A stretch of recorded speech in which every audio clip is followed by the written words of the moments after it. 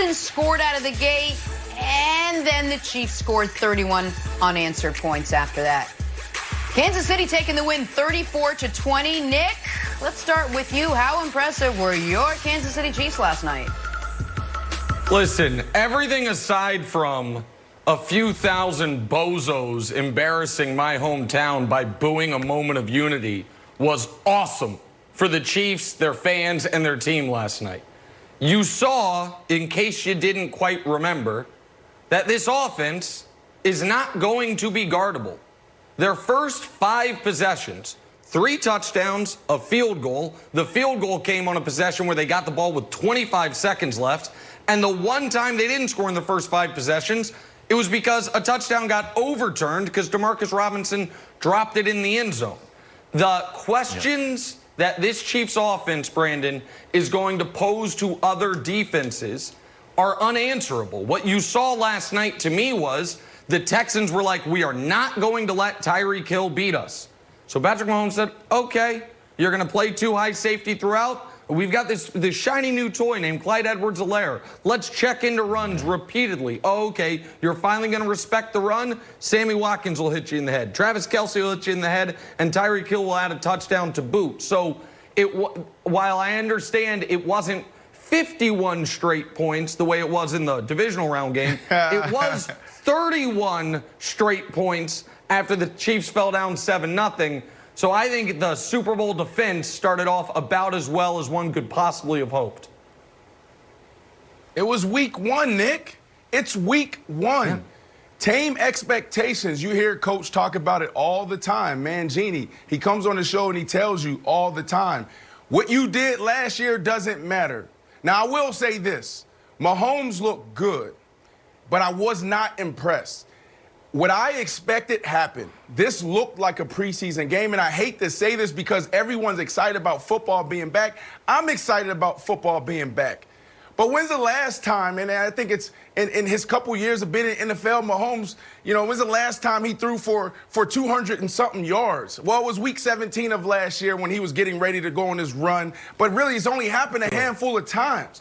You saw mishaps and misfires between him and Sammy Watkins. A guy runs a hitch route. It should be a pitch and catch, and he throws the ball to the sideline. Now, it's not about him throwing a bad pass or Sammy Watkins running a bad route. What it's about is that they weren't on the same page. When's the last time we saw a really good wide receiver have the ball doinked off of his face mask?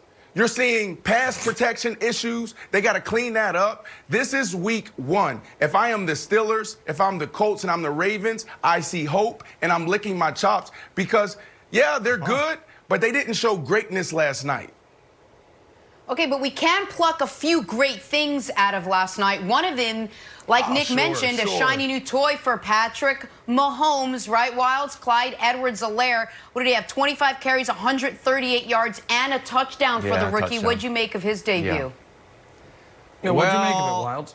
I want to be happy for Nick. He went full carrot top to start the show, so I'd like to relax some of my comments, but Nick, it feels like you got the Rookie of the Year with the last pick of the first round.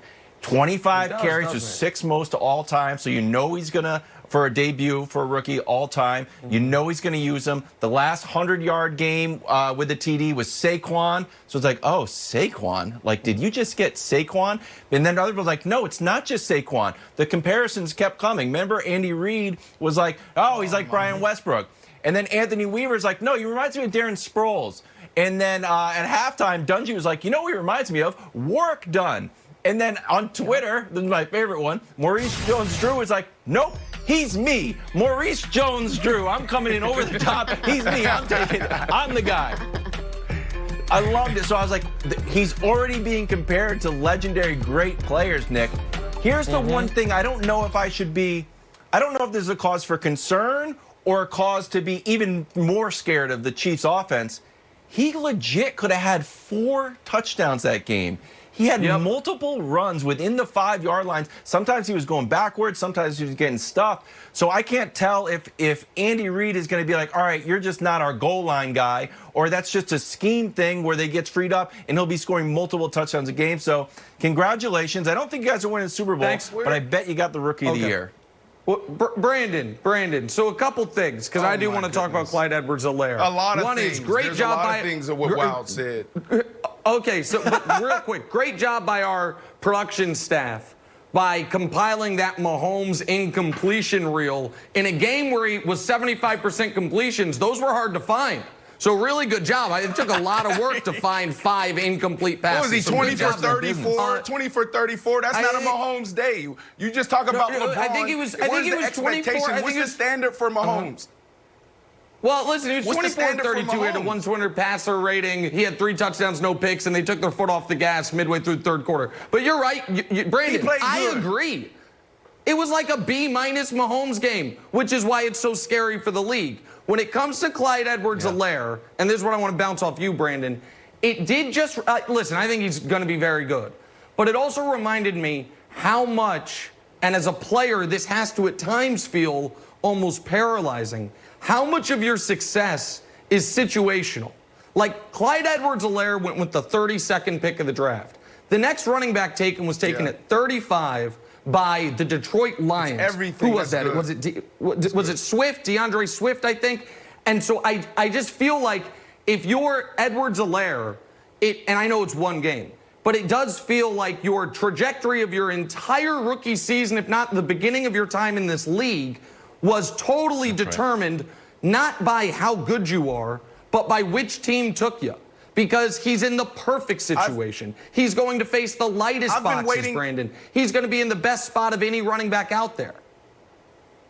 I've been waiting 15 years for someone to stand up on TV and say that. You are absolutely right. Think about this. In 2006, I was drafted to the Denver Broncos. Who was there? Mike Shanahan. Where did he come from?